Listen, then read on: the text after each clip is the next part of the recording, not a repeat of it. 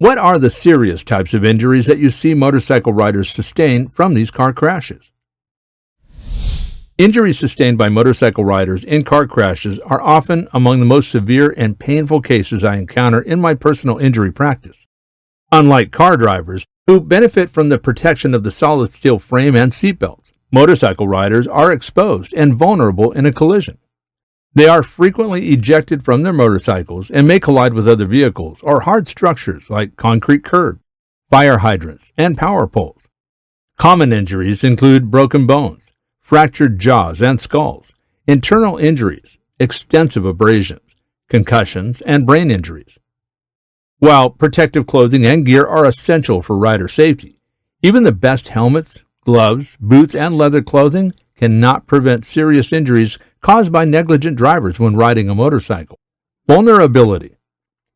Motorcycle riders lack the protective enclosure that cars provide, making them susceptible to severe injuries and accidents. High-impact collisions. Motorcycle riders are often thrown off their bikes and collide with various objects, leading to a range of injuries, including fractures, internal trauma, and abrasion. Head injuries. Even with helmets, head injuries are common in motorcycle accidents, and they can range from concussions to traumatic brain injuries. If you've been injured in a motorcycle accident in Woodland Hills, California, and need legal assistance, don't hesitate to contact us at the law offices of John P. Rosenberg. Visit our website at www.jrosenberg.com for more information on how we can help you.